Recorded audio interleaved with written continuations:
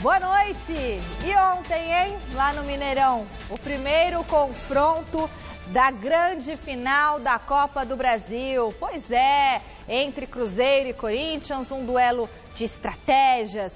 Mano Menezes e Jair Ventura posicionaram as peças em campo, pensando nos 180 minutos da decisão e não só nos 90 minutos da primeira parte da decisão. A Raposa levou a melhor, conseguiu a primeira vitória em casa nessa edição do torneio, mas o Timão segue vivo na briga pelo título. O nosso repórter Fernando Gavini estava lá em Belo Horizonte e conta como foi. O lindo pôr do sol foi a única imagem de tranquilidade da quarta-feira de decisão no Mineirão. Quando os portões foram abertos, o pequeno e barulhento grupo de corintianos tomou seu lugar. Mas o resto do estádio foi pintado de azul e branco, transformando a arena num caldeirão disposto a empurrar o Cruzeiro ao título da Copa do Brasil. Antes do jogo começar, as luzes se apagaram. Os torcedores participaram da festa com seus celulares. Os mascotes do Cruzeiro apareceram no campo e um show de luzes e fogos prepararam o clima para o início da decisão.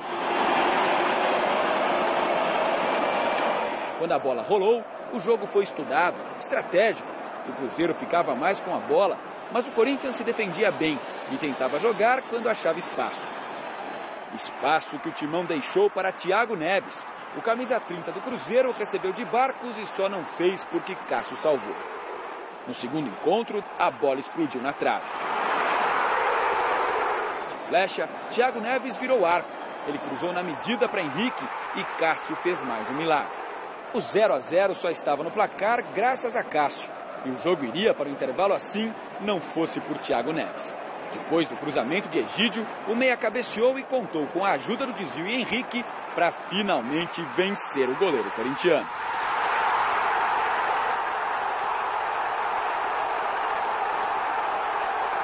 É um jogador diferente, é um jogador que tem diversos títulos, é um jogador que dispensa comentário. Em grandes jogos, esses grandes jogadores fazem diferença. E hoje ele foi lá, fez o gol, ainda deu muito trabalho pra gente, uma bola na trave. É um jogador diferente, cara. Eu acho que eu só me destaco quando o time vai bem. Já falei muitas vezes que eu não jogo sozinho, eu acho que eu dependo de muita gente que tá por trás, né? Que é o Henrique, Ariel hoje, mas às vezes é o Lucas, é o Romero. Então, esses jogadores que me dão suporte, me dão a coragem de chegar na área, chegar no ataque, jogar solto. Fui feliz de fazer o gol, mas isso é trabalho nosso. A vantagem era tudo o que Mano Menezes queria. No segundo tempo, o Cruzeiro deixou a bola com o Corinthians, mas a falta de criatividade do Timão fez de Fábio um mero espectador do jogo. Jair Ventura tentou tudo o que podia dentro das alternativas que tinha. Tentou com o talismã Pedrinho, herói contra o Flamengo no lugar de Cleison, e depois com Arauz na vaga de Matheus Vital. Por fim, tirou o Jadson e apostou no veterano Emerson Sheik, mas nada de furar o bloqueio do Cruzeiro, que mesmo mais defensivo, foi muito mais perigoso. A cabeçada de Barcos não entrou por um tris. E Thiago Neves, de novo ele, mandou a bola na cabeça de Dedé, que por muito pouco não marcou. No final das contas, o 1-0 para o Cruzeiro saiu barato para o Corinthians, que ainda teve Arauz expulso no finzinho do jogo. Claro que queríamos ganhar por mais. Se não quiséssemos, tinha ficado tocando a bola atrás quando fizemos 1-0. E a gente buscou fazer o segundo gol, né? Mas a gente não pode criar essa coisa assim de que o resultado não foi bom. Senão daqui a pouco passa que o resultado não foi bom. O resultado foi bom. Poderia ter sido melhor, poderia ter sido excelente. Gostaríamos que fosse excelente? Claro que gostaríamos. Trabalhamos para isso. Mas foi um bom resultado e temos que entender que é assim. O Corinthians completou contra o Cruzeiro o terceiro jogo seguido sem vencer e sem marcar gols. E precisa mudar essa história se quiser ser campeão da Copa do Brasil. Mas o discurso foi de otimismo na saída do Mineirão. O exemplo da semifinal contra o Flamengo é o que traz esperança para o Timão conquistar pela quarta vez o título da competição. Nós queríamos um resultado melhor, mas como a Copa do Brasil agora mudou também, agora uma vitória simples nos dá uma decisão por pênalti. Então agora é descansar bem, recuperar bem, né, para que na quarta-feira que vem a gente esteja muito bem. Infelizmente não foi o resultado que nós viemos buscar, mas estamos vivos ainda. Nossa casa temos totais condições do respeito ao Cruzeiro de reverter o resultado. A gente está super vivo, se fica bem claro que a gente está super vivo para essa decisão e que quem já jogou contra o Corinthians na nossa casa sabe a nossa força jogando com a nossa torcida. E pelo jeito, a torcida concorda com Jair e sabe do papel importante que terá na semana que vem. Tanto que mesmo derrotada, terminou o jogo no Mineirão cantando forte.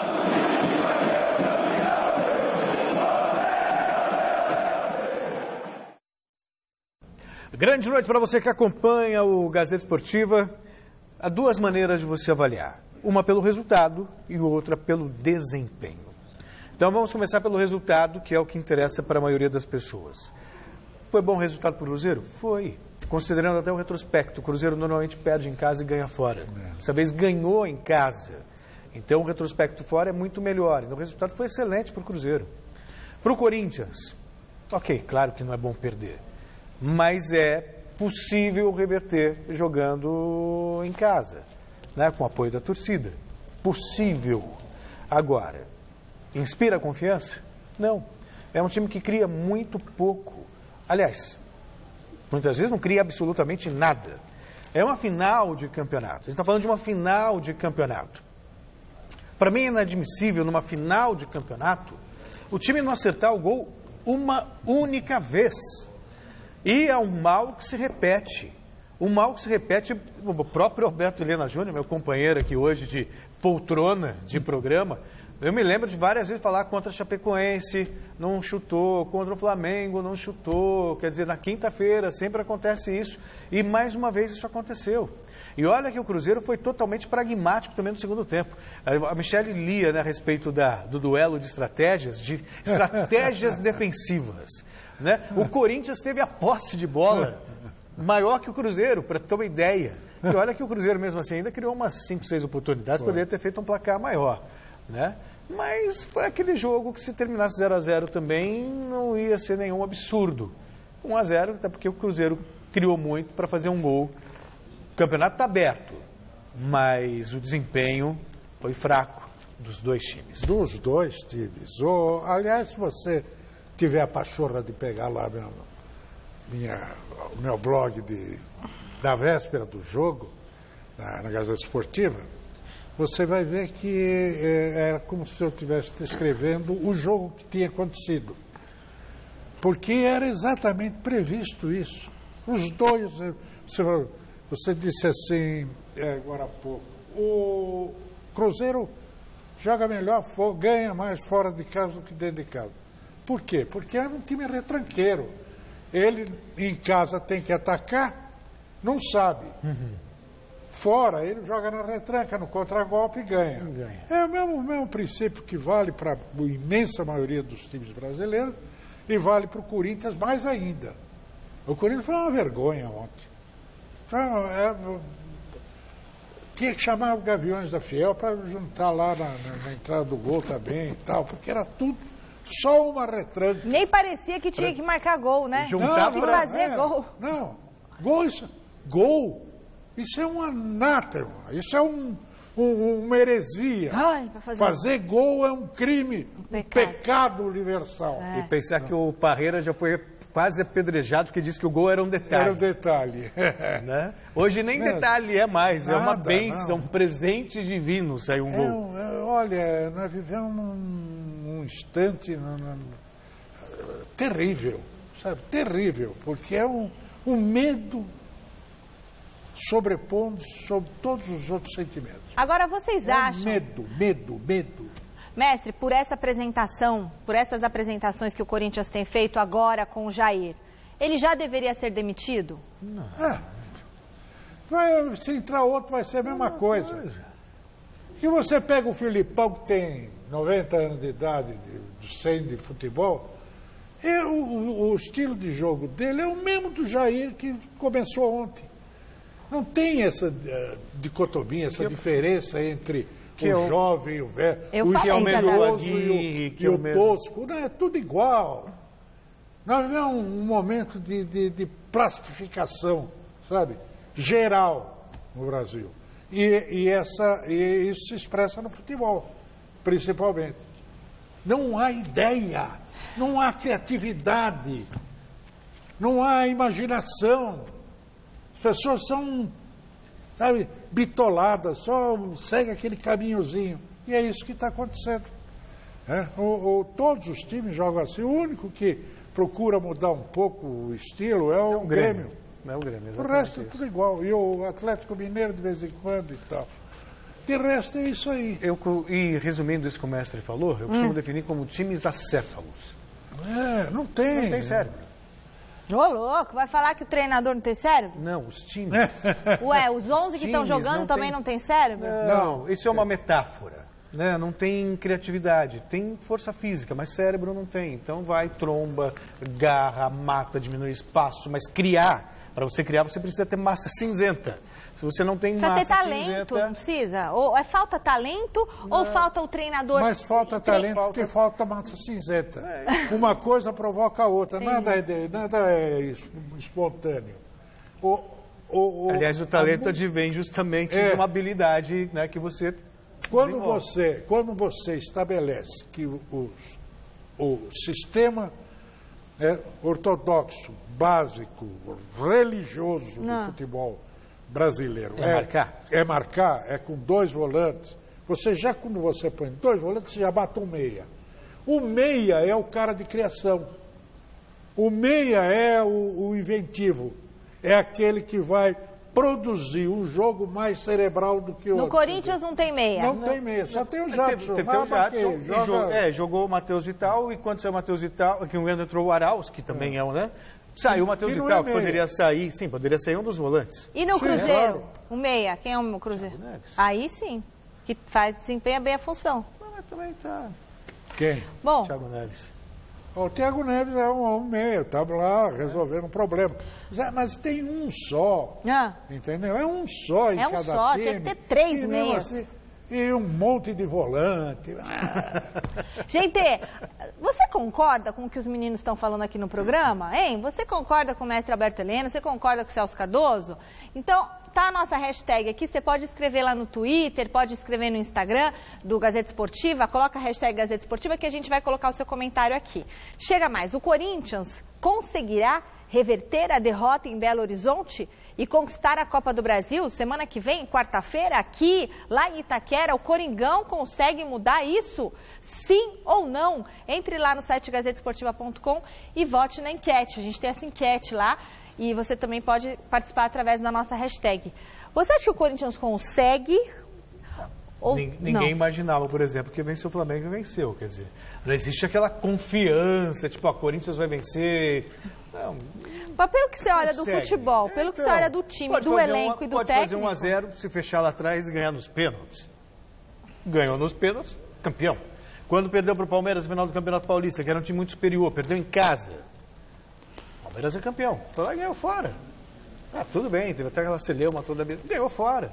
O Corinthians quis levar esse jogo para Itaquera, mestre. O resultado deixa a disputa aberta. Tá. Dá para ganhar? Dá para ganhar. Dá para ganhar? Dá. Os dois são iguais. O Cruzeiro tem mais jogadores de melhor técnica do que o Corinthians. Mas o estilo de jogo, essa superioridade técnica, ela desaparece quando você faz esse jogo mambembe de jogar atrás, antijogo. Então, desaparece a diferença. Sabe? Se o Corinthians tiver um mínimo de ousadia, ele pode perfeitamente ganhar esse jogo. E quem é mais estratégico, melhor treinador, o Jair ou o Mano? O Mano é mais... O Mano é mais experimentado, né? Experiência. Apesar de que o Mano teve um retrocesso violento. Quando ele assumiu a seleção brasileira, ele assumiu com a proposta de que o Brasil fosse protagonista, fez um time ofensivo, né, com o Ganso, Neymar e tal, deu um show até na estreia. Mas depois foi recuando o Zarfo. Antigamente falava assim, o Zarfo é o volante hoje, né? Mas assim, quando o time estava apertado e tal coisa, arrecua o Zarfo! Gritava lá o técnico do Lembrando que amanhã é feriado, mas tem câmera aberta ao vivo em frente ao prédio da Fundação Casper Libero, aqui ao prédio da TV Gazeta, Avenida Paulista 900, o endereço mais tradicional de São Paulo. Você está de folga, não vai trabalhar? Vem aqui, aproveita e vem aqui com a gente. Eu estarei de folga, mas a Paulinha está aqui, você é nosso convidado. Os 10 primeiros que chegarem vão levar um kit da Rádio Gazeta FM. Que mais, Celso? Vão poder participar da nossa câmera aberta, tá bom? E depois a gente vai escolher um para subir para o estúdio. Tem um jantar com você, a Luz de Velas, não tem? Um jantar com... Não, é um jantar com você. A Lu Fashion falou que iria. Ah, não. Semana passada você escolheu ela, tá devendo o jantar. Sim, tá devendo. Eu nem estava aqui. Ah, então foi o Garrafa. É. Bom, o jantar a gente vai ficar devendo por enquanto, porque eu nem vou estar aqui. Vou estar descansando esse final de semana. Segunda-feira estou de volta. E amanhã... 3 da tarde, a seleção brasileira entra em campo contra a Arábia Saudita e o duelo marcará o retorno do centroavante Gabriel Jesus à equipe depois da Copa do Mundo da Rússia. Mesmo sendo artilheiro da era Tite na seleção, o atleta passou em branco durante a Copa, foi um horror. Na coletiva antes do jogo, o Tite saiu em defesa do jogador, citou até uma passagem do livro de Michael Jordan.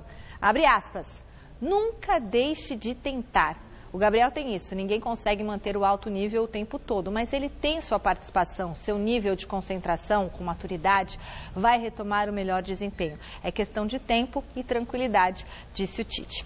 Bom, a equipe que deve entrar em campo contra os árabes será Ederson, Fabinho, Marquinhos, Pablo e Alexandro, Casemiro, Fred, Renato Augusto, Coutinho e Neymar e o Gabriel Jesus. E aí?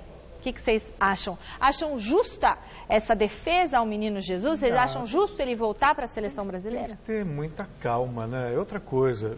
não sei com quem que eu estava conversando esses dias, essa semana. Não sei se deve ser comigo, porque a gente conversa muito. Anteontem, fazendo... O que a gente estava fazendo? A gente faz tanta coisa, Celso, aqui. Que... Não, mas... a gente... Hoje a gente ficou junto o quê? 2h40, né? Estou quase pedindo férias de você. Estava falando sobre o passado da seleção brasileira, nos tempos que você tinha para uma seleção brasileira com... Olha só, Valdir Pérez tinha Leandro, Oscar, Luizinho, Júnior, Falcão, Cerezo, Sócrates e Zico. E Éder e Serginho, que era, né, com todo respeito, era o mais grosso do time, mas era um fazedor de gols.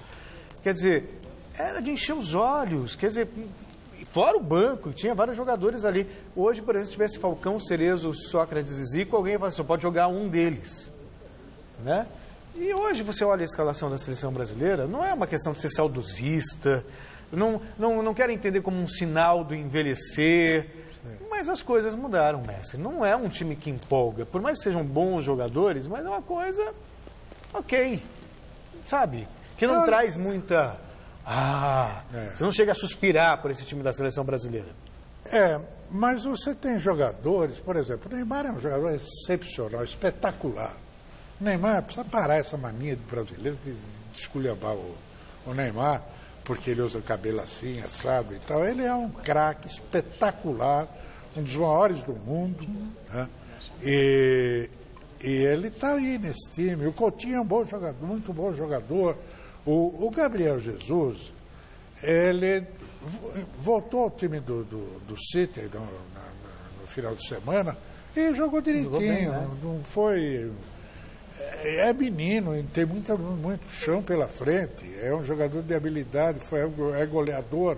Pô, vamos dar chance para ele, sim. Claro. Até porque não tem ninguém melhor. Não, porque não tem outro melhor. Eu acho o seguinte, o que precisa é mudar esse modelo do jogo. É isso que precisa mudar. Então, o Tite teria que aproveitar esse momento, entende? De preparação, antes, quando há menos pressão para disputa de um título, de uma competição oficial, para mexer no modelo. É o Fred. O que acrescenta o Fred nesse time? Não sei. Nada. Porque é mais um volante que vai lá. Mas ele se atira à frente, ele vai... meu... Isso aí já está velho demais, está gasto. Resgatar as raízes, né? resgatar o que é o futebol. O que se joga nos melhores centros do mundo. O que foi justamente o que mudou tanto, né? O Brasil, ele não tinha a disciplina tática, mas tinha a magia, a dança, a ginga, que fazia a diferença com a individualidade. E aí o Brasil perdeu justamente isso, que é o futebol bonito, futebol arte, que a gente vê em outras seleções europeias, e no Brasil não vê mais. Bom, a gente continua falando de futebol internacional. O Ministério Público da Bélgica intimou hoje 22 pessoas suspeitas de fazerem parte de um suposto esquema de fraude e lavagem de dinheiro na Liga Belga. Ao todo, 9 clubes também estão sendo investigados pela Justiça do país. Em entrevista coletiva nesta quinta-feira, o MP local confirmou que as investigações envolvem outros 6 países. Ao todo, podem ter sido desviados quase 16 milhões de reais em comissões e vantagens fiscais. Para se ter uma ideia, o croata Ivan Leko, treinador do Clube Bruges, um dos principais times da Bélgica, passou a noite na prisão e depois prestou depoimento à polícia. Além do Bruges, o Anderlecht, o Standard Liège e o Genk, equipes tradicionalíssimas do futebol belga, também estariam envolvidas no negócio ilegal. Além de operações entre contas bancárias na própria Bélgica, o dinheiro também estaria sendo desviado para países como França, Luxemburgo e Macedônia. O Ministério Público ainda diz que o ocultamento desses recursos ilícitos eram enviados para empresas sediadas no Chipre, em Montenegro e na Sérvia. Segundo o jornal belga Le Soir, o agente Mogi Bayá, nome forte do futebol no país, teria manipulado a transferência de vários jogadores para aumentar as próprias comissões. O dinheiro. Não sei quem foi, não lembro quem foi, não creio que tenha sido um grande teórico ou filósofo, mas alguém disse, o dinheiro é o câncer do mundo. Futebol belga nós mostramos aqui, mestre, da beleza tática, da organização e tal. E aí, todos os maiores times da Bélgica envolvidos nisso. Anderlecht, Standard Liège, Bruges. Onde tem grana, tem corrupção. Não adianta. Isso aí de achar que tem santo. Nada. O homem é o mesmo predador de sempre. Pode mudar as coisas em volta dele, a tecnologia. Mas o ser humano é o mesmo. E esse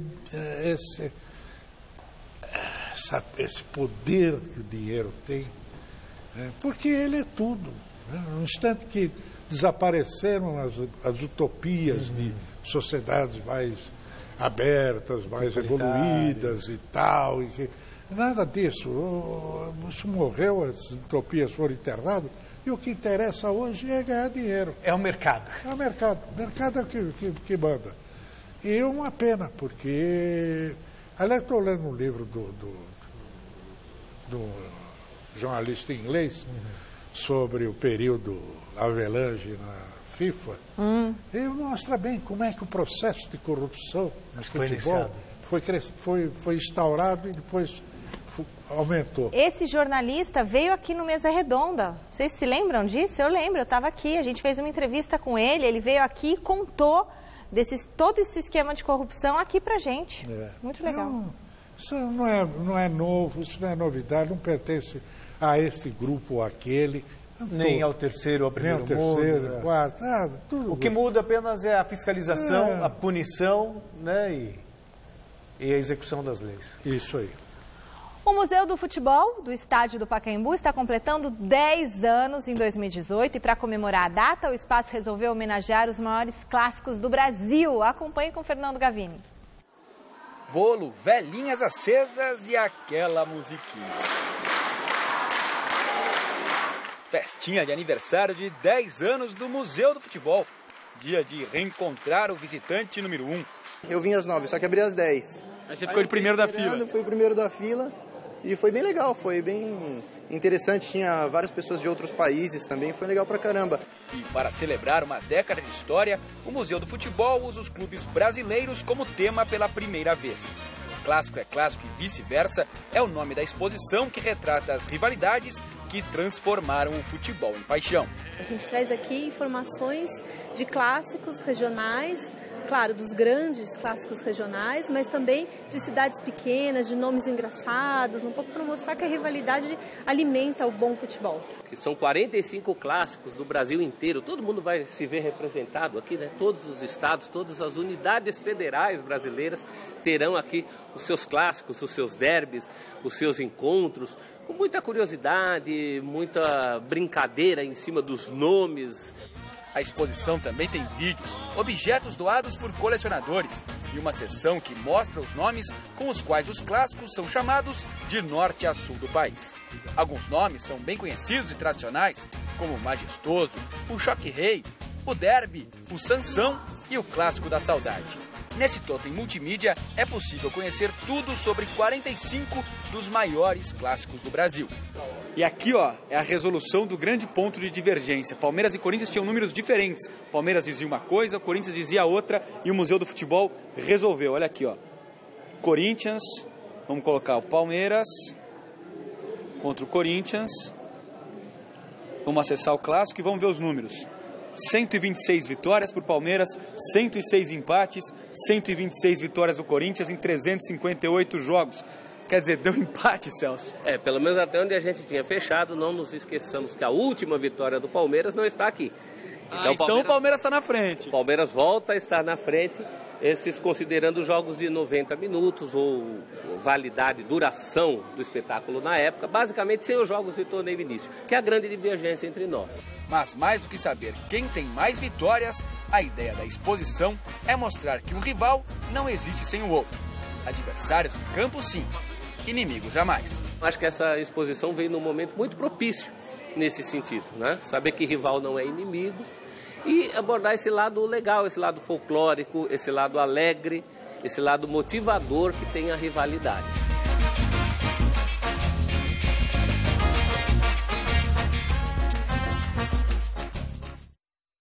É curioso, né, Mestre? Porque a gente tem falado, já faz um tempo, que até eu comecei a falar sobre isso e virou uma coisa comum. As pessoas tiveram a mesma percepção. A política, por exemplo, virou um fla-flu. A paixão do futebol foi para a política, né? Então existe uma digressão, digamos assim, do ponto de vista psicológico, né? E as pessoas veem quem tem um posicionamento diferente como um inimigo. E isso não era muito comum no futebol, quem tem um time diferente como inimigo. Isso não é verdade. E aí, eu sempre gostei muito dessa questão da estatística. Quem venceu mais, quem venceu menos. Isso é uma curiosidade. Eu fazia recortes do jornal A Gazeta Esportiva, que tinha todos os confrontos, guardava. E aí, até isso traz polêmica. Os números de Corinthians e Palmeiras não batem. Mas eu sou obrigado a concordar com os números que o Corinthians considera. E o Palmeiras considera torneio início. Torneio início eram joguinhos de 10 minutos equivalia o escanteio como critério de desempate. Isso não é partida de futebol, isso é festa, né, Mestre? Claro. Sabe quem teve ideia desse museu? Você sabe? O Mestre? Foi o papai aqui. Olha só. Uma salva de palmas para o Mestre. Quando o Zé Serra era pré-candidato até a Prefeitura de São Paulo, tive uma longa conversa com ele e a minha sugestão era essa. Ele até pediu um projeto que eu fiz, que era outra coisa, porque era um museu paulista, né? Estava no Pacaembu, ia ser feito pela Prefeitura. Então, a minha ideia foi um túnel, como seria um túnel para a entrada no estádio, né? No gramado, ou um túnel do tempo, em que você ia passando por nichos, né? E que ia contando a história do futebol varziano, os times de fábrica de São Paulo, os times de colônia e de colônias, né? E os times de futebol, realmente, as histórias, os campeonatos, enfim. Mas aí depois ele foi ampliado, né, e se transformou nesse museu maravilhoso, magnífico, que tem um cunho mais nacional, né, mais abrangente. E realmente essa questão da memória no Brasil, eu acho que é o único museu que realmente funciona hoje em dia. Como não pode ter um museu do samba, né, mestre? Um museu da retrate a cultura brasileira. Tem outro que tinha no Museu do Bexiga, mas depois não sei como é que anda. Mas o samba virou museu. O próprio estilo, né? Não, virou uma sepultura. Falando em museu, só vou contar uma curiosidade. Uma vez eu fiz uma narração para o Museu da Língua Portuguesa e que depois ficou também a exposição no Museu do Futebol, que eles queriam retratar a narração do gol do Carlos Alberto contra a Itália na final da Copa do Mundo de 70, nos mais variados estilos de narração, como se o jogo tivesse sido hoje, por exemplo. Tá. Eu tive a honra de ser um dos narradores que gravei esse gol como se lá no estádio estivesse narrando como se fosse hoje. Pois é, e a Estela Gontijo que vocês viram aí, do Jornal da Gazeta, é cruzeirense, chegou aqui falando assim, ó, 0, 0, 0. Que zero? Nada, Estela, aqui é Coringão e semana que vem a gente conversa, tá bom? São Paulo. A nossa equipe de reportagem, em conjunto com o setorista do site gazetesportiva.com, José Vitor Ligeiro, bateu um papo com o meia Hudson sobre esse momento delicado do tricolor no Campeonato Brasileiro. Domingo tem Internacional no Beira-Rio e um novo tropeço pode transformar o hepta em um sonho muito distante. Imagens do aquecimento dos jogadores do São Paulo aqui no CT da Barra Funda. É o que temos para hoje, treinamento fechado para a imprensa. Mas antes dessa movimentação, tivemos o prazer de gravar uma entrevista exclusiva com o capitão do time, Hudson. Eu, o Ligeiro, Zé Vitor Ligeiro, que é setorista do site gazetesportiva.com. Batemos um papo com o Hudson, que fala a respeito desse momento do time. O São Paulo ainda sonha com o título do Campeonato Brasileiro. Caiu muito de produção no segundo turno da competição. Domingo tem mais um jogo decisivo contra o Internacional no Beira-Rio. Lembrando que o Everton, lesionado, mais um problema muscular na coxa esquerda, está fora de combate. E o Hudson fala justamente, para começar, da ausência do Everton. O Everton é um cara muito importante, demonstrou isso durante o campeonato, pela forma de atuar, pela posição que exerce na equipe. Mas a gente já conseguiu vencer sem o Everton algumas vezes. E apesar da gente estar tendo dificuldade nos últimos jogos, a gente tem que encontrar esse caminho novamente que a gente já demonstrou. São Paulo já deu uma resposta, teve uma queda de rendimento e precisa encontrar de novo aquele melhor futebol para voltar a render. E a questão do desfalque do Everton é uma coisa que a gente tem que se adaptar e as peças que entrarem também, a gente ajudar as peças, quem está jogando, para que possa render de uma forma melhor e ajudar a equipe também para que não sinta tanto a falta do Everton. Se o Everton é desfalque porque está machucado, será que o Sidão continua no time? A escalação está indefinida e Hudson defende o colega goleiro. Ele é o goleiro do nosso time, é um cara muito responsável, muito comprometido com o São Paulo.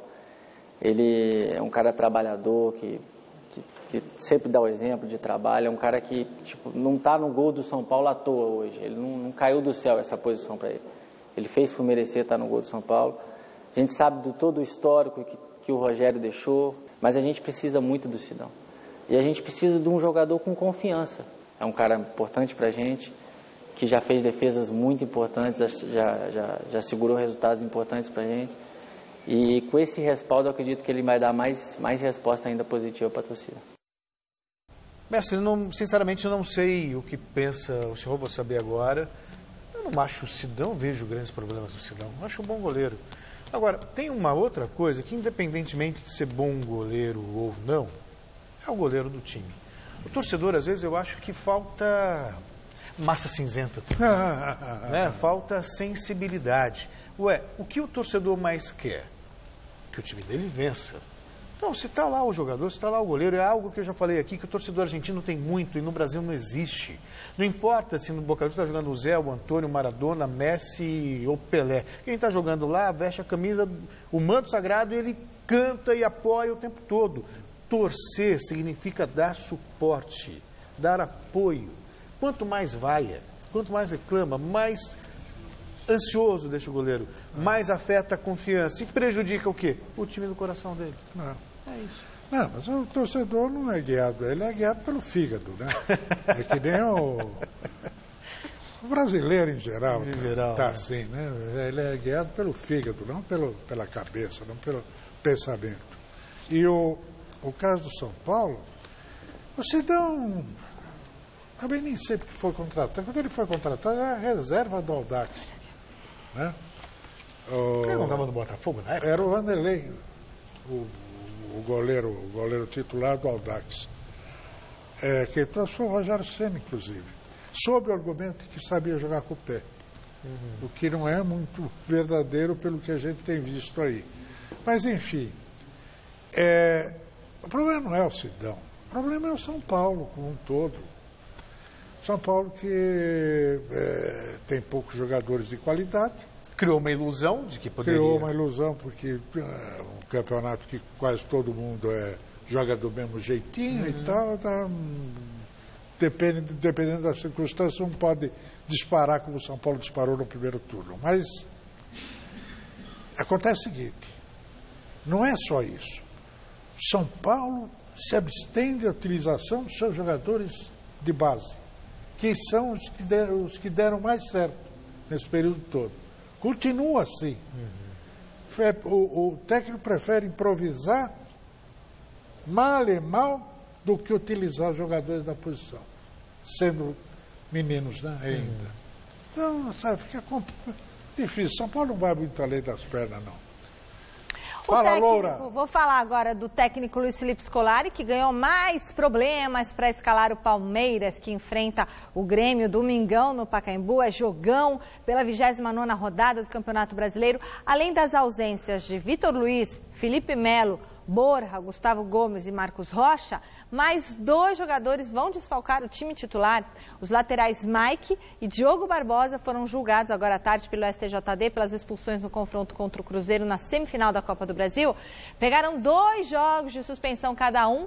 O atacante Sassá da Raposa teve punição mais rígida, pena fixada em 6 partidas de gancho.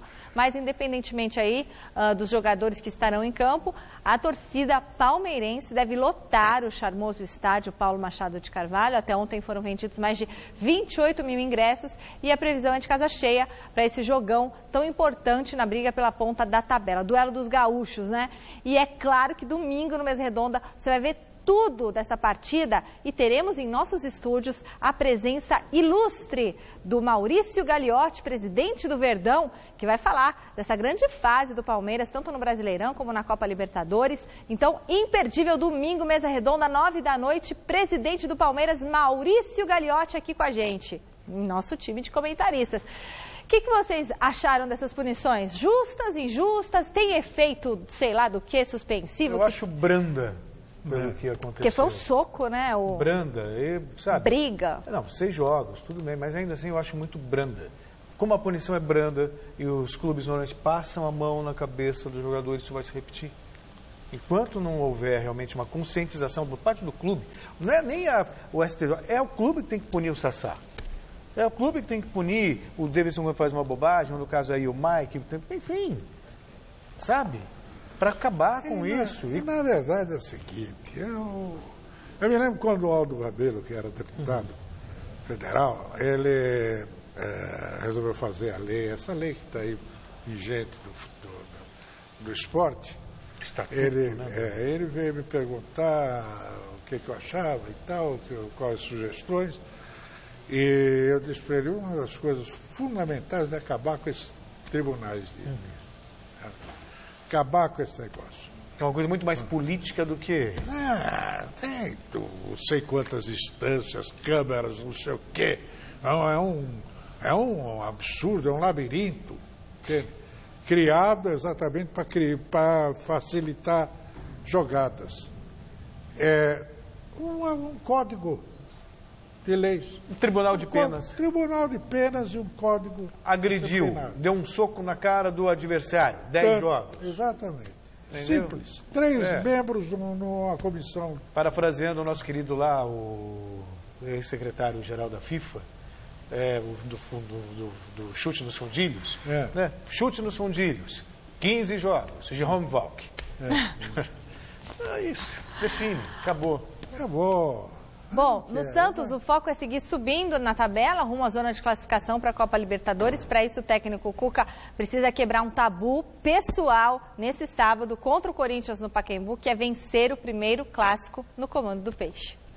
Oi, Michele. Debaixo de chuva, o Santos fez o último treino aqui na Baixada antes do clássico. Isso porque a delegação santista amanhã subirá a serra rumo a São Paulo para treinar no Pacaembu, palco do jogo contra o Corinthians, neste sábado, 7 da noite, pelo Campeonato Brasileiro. A novidade do dia aqui no CT Pelé foi a presença do atacante Derlis Gonzalez, ele que estava treinando com a seleção do Paraguai, se reapresentou e, ao que tudo indica, deve ser o substituto do atacante Rodrigo, desfalque para o clássico. Rodrigo que está defendendo a seleção brasileira Sub-20. Outra baixa para o técnico Cuca é o volante Alisson, suspenso pelo terceiro cartão amarelo. O experiente Renato ou o garoto Yuri podem pintar na equipe titular. Santos é o 7º colocado do Campeonato Brasileiro, 39 pontos e tenta entrar aí no grupo que briga por uma vaga na Copa Libertadores da América do ano que vem. Ao contrário do Corinthians, o Peixe pôde desfrutar de uma semana livre para trabalhar, enquanto o Coringão segue focado na finalíssima da Copa do Brasil. Perdeu ontem para o Cruzeiro e na semana que vem faz a decisão em Itaquera. Então é isso, noticiário do Santos, que amanhã, como eu disse, segue viagem para São Paulo, treina no Pacaembu, totalmente focado no clássico contra o Corinthians. Do CT Pelé, Jonas Campos para o Gazeta Esportiva. Esse é o nosso futuro papai. Quando será que nasce essa criança, hein? Ano que vem ou agora já? Agora. É já agora? Bom, no Corinthians não tem essa conversa de mudar a chavinha. A prioridade é a Copa do Brasil. Pensando assim, o técnico Jair Ventura vai de time misto sábado contra o Santos no Pacaembu. Só precisa tomar cuidado com o fantasma do rebaixamento. Treinamento no gramado só para os reservas. Temendo a maratona de jogos, lesões e o cansaço, o técnico Jair Ventura já avisou. Vai de time alternativo no clássico deste sábado contra o Santos, no estádio do Pacaembu. Alternativos, a gente vai estudar com certeza. Não podemos correr risco, sabemos a situação delicada que nós estamos no Campeonato Brasileiro, mas estamos a um jogo de um título. Então, infelizmente, a gente vai ter que correr. A gente não pode correr riscos de perder algum jogador lesionado para a nossa grande decisão, que é a final da Copa do Brasil. Quem não se apresentou por aqui foi o atacante Romero. Suspenso para o duelo contra o Santos, ele se apresentou junto com o também paraguaio Sérgio Dias para um período de 4 dias de treinamentos na seleção paraguaia, comandada pelo técnico Juan Carlos Osório. A presença de Romero aqui no CT Joaquim Grava está programada para a segunda ou terça-feira. Já outros jogadores que não vinham ganhando oportunidade devem aparecer na equipe, como os zagueiros Pedro Henrique e Marlon, os meias Danilo e Pedrinho e os atacantes Jonatas e Emerson Sheik. Douglas, que não atuou contra o Cruzeiro por estar suspenso, também deve aparecer na equipe. Nesta sexta-feira, o treinador define o time titular. E a grande pergunta é se o Corinthians reage no Campeonato Brasileiro. Neste momento, são 5 pontos de diferença para a zona do rebaixamento, considerando ainda que o Ceará tem um jogo a menos. Bom, mestre, o risco de rebaixamento existe? Matematicamente existe. Tem que tomar cuidado? Tem que tomar cuidado. Mas, convenhamos, Copa do Brasil realmente é prioridade. Né? É a chance não só de um título, também de garantir uma vaga na Libertadores no ano que vem, que pelo Campeonato Brasileiro é inviável. Dá para ganhar do Cruzeiro, né, se mantiver a concentração, foco, inspiração e tudo que puder na quarta-feira. Então tem que deixar o jogo de lá, porque também se vai com o time titular. Toma mais uma cacetada do Santos. Vai para o jogo com o Cruzeiro com a confiança também totalmente estraçalhada. Então preserva, faz o que tem que fazer e faz parte. Por essas e outras, eu acho que o Santos é o favorito nesse confronto. Será que o Pedrinho joga? Pelo menos no time alternativo ele joga? Tem que jogar, né? Devia ser titular absoluto, time titular, enfim. Que é um jogador que tem lucidez para fazer a diferença. Tem habilidade. Furar uma retranca, num drible, num chute. Né? Enfim, mas aí tem que mexer lá atrás, não pode. Sabe? Bom, e aí... Tá louco, Deus castiga, não pode. Atrás ninguém Atrás ninguém, lá não. Bom, e o Corinthians marcou para quando treino aberto para a torcida para terça-feira, véspera da final da Copa do Brasil. Pode ser uma superstição, pode ser... 3h30 da tarde. Mas funcionou. Aquele apoio da torcida lá contra o Flamengo funcionou. Os torcedores vão poder trocar ingressos por latas ou pacotes de leite em pó. Exclusivamente lá nas bilheterias da Arena Corinthians, na segunda-feira, dia 15, então é na segunda, das 8 às 17 ou até o fim da carga de bilhetes disponíveis. Eu acho muito legal. Cada pessoa pode pegar só 3 ingressos. E eu acho legal isso, independentemente, além até do eventual apoio emocional, da confiança que dá para os jogadores, a presença do torcedor, também para esse torcedor mais humilde, que não tem mais, não faz parte de organizada. Não dá para ver o jogo, também não consegue comprar os ingressos, porque eles estão hoje mais caros. Conhecer um estádio como o do Corinthians, que é um estádio de... Critiquem o que for, mas é padrão FIFA. Claro. Né? Então é uma maneira de conhecer. E tem mais uma coisa, o Corinthians fechou um patrocínio pontual aí para a final da Copa do Brasil. Tá lá, viu? Tudo no site gazetesportiva.com. Conta ou não conta o patrocínio? Conta, claro, né? Os detalhes ele vê no site. Os detalhes você vê no site. Não seja cruel como telespectador, né? Deixa eu ver, GM, General Motors, patrocínio aí para a final da Copa do Brasil. Legal, né? Eu acho bacana. Legal esse negócio de patrocínios pontuais também. E agora, vamos ver... Acelera, Corinthians. Os melhores comentários do pessoal, lá pela nossa hashtag aqui em cima. Otacílio Reis. Para Corinthians reverter, precisa jogar muito, mas muito mais do que ontem. Pois é, Otacílio. E aí? O DJ Gudão. Não concordo que o Felipão tem o mesmo estilo do Jair Tortura. O Palmeiras é o time que mais conquista vitórias fora de casa. Falou tudo, viu? Tá certo. Maurício José Pereira, deve ser. Boa noite, Gazeta Esportiva. Realmente o nosso futebol está muito sem graça, sem técnica, sem criatividade. Um volante só tá bom demais. Mais meias criativos. Um abraço a todos. Olha aí, Helena. O Anderson Teles fala, boa noite, Michele Janela, Celso Cardoso, saudações tricolores ao mestre Alberto. Creio que o Cruzeiro será o campeão. O Corinthians abdicou de um resultado melhor e não irá reverter a situação. Abraço, sou fã de vocês todos. Nós também somos fãs de vocês. Aliás, você pode acompanhar a gente pelas nossas hashtags, redes sociais, meu Instagram, @Michele Janela e do Celso. Eu quero, pelo amor de Deus, dar um abraço pro Vando, lá de Ibiúna. Achei que era pra mim. O Vando do Ibiúna. O Vando? Vando de Ibiúna. Ibiúna, ele é cantor, ele canta aquela música. Não é esse. Quem dera ser um peixe, não é? Não, isso é Fagner. Aí é Fagner. Que é uma versão o Vando de uma música espanhola. Vamos pra enquete. Qual que o Vando canta, Chileno? Você que é nosso especialista musical. Bom, a enquete, põe no ar. Eu só falo a hora que estiver no ar. Deixa eu ver. O Corinthians consegue reverter? E o que é o 67%? 67% não. Não? Meu iaiá, meu ioiô. Esse é o Vando? Você é luz, é raio, estrela e luar. Gente, lembrando hoje, mestre, quantos anos? Os 22 anos sem alguém, né? Sem Renato Russo. Putz, esse eu amo. Amo muito. Vocalista da Legião Urbana. Mas vamos de Vando. Você é luz. Beijo, bom feriado. Tchau. Raio, estrela e luar.